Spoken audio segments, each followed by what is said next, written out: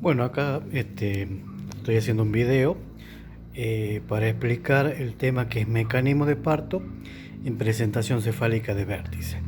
En primer lugar, tengo que decirle que el mecanismo de parto en presentación cefálica de vértice es cuando el feto, ¿sí?, como vemos acá, se sitúa longitudinalmente, ¿sí?, ofreciéndose al estrecho superior por su extremidad cefálica bien flexionada, de tal manera que el centro de la pelvis, si vamos a la cabeza fetal, corresponde, ¿sí?, este es el cráneo de un feto, la fontanela anterior y esta es la fontanela posterior.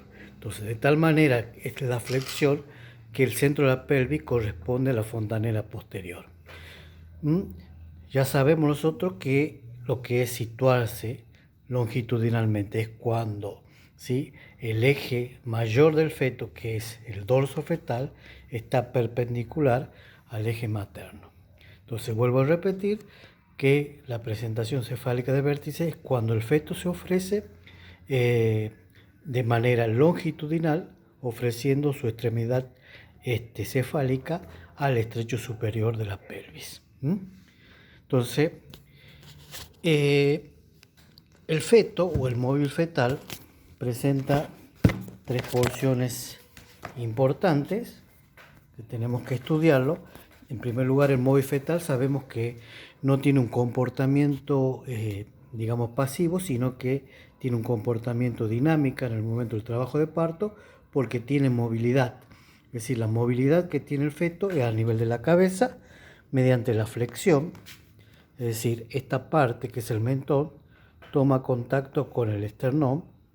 Es el movimiento que tiene la deflexión cuando el mentón se aleja del esternón, y el sinclitismo y el asinclitismo, que ya vamos a ver. Entonces, el móvil fetal presenta tres porciones importantes. Por un lado, la cabeza. Vemos esta porción que son de los hombros, que se llama diámetro biacromial, y la porción de las caderas, que estoy marcando ahí, que es el diámetro bitrocanterio. Entonces, ya sabemos que el feto presenta tres porciones importantes en un mecanismo de parto de presentación cefálica de vértice. Entonces, la presentación será la cefálica, la que se ofrece acá, que es el estrecho superior.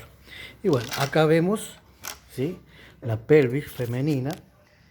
La pelvis femenina presenta, yo le voy a mostrar ahí, cuál es el óvalo imaginario que marcamos, que corresponde al estrecho superior. Es este, que está delimitado por esta zona, que es el promontorio, la sala del sacro. Esta parte curva de la pelvis se llama línea innominada, borde superior de la sínfisis del pubis. De esa manera se marca lo que es el estrecho superior, ¿sí? Es por donde tiene que entrar el feto. Entonces, el mecanismo de parto en presentación cefálica de vértice consta de tres tiempos. El primer tiempo es la acomodación en el estrecho superior. El segundo tiempo es el pasaje a través de la excavación. Y por último, la salida, ¿sí?, de la presentación a través del estrecho inferior. Esos tres tiempos a la vez se subdividen en 6 tiempos más. El primer tiempo entonces correspondería a la acomodación, ¿sí?, en el estrecho superior. Allí el feto, la cabeza fetal, va a realizar dos movimientos. Una de ellas es la reducción. La finalidad de la reducción es disminuir los diámetros cefálicos y ponerlos en correspondencia con el estrecho superior, y para eso realiza lo que se llama flexión. En un primer momento, vamos a verlo acá así. Así se ofrece al estrecho superior. Entonces, cuando la cabeza toma contacto con el estrecho superior, se produce la flexión.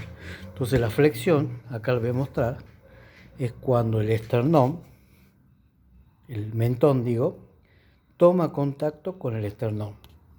De esta manera. De esa manera reduce los diámetros cefálicos. Entonces, si yo realizo el tacto, el centro de la pelvis corresponde a esta parte que es la fontanela posterior. Entonces recuerden que esta es la fontanela anterior o mayor, que está orientada hacia la frente del feto, y esta es la posterior, que es la fontanela menor. Entonces cuando nosotros tactamos a través de la pelvis y tactamos la fontanela posterior, significa que es una presentación que está bien flexionada. En ese primer tiempo habíamos dicho que está la reducción de los diámetros a través de la flexión, y el otro tiempo es la orientación. Es decir, el diámetro cefálico debe orientarse a un mayor diámetro del estrecho superior para poder atravesarlo. Este es un repaso.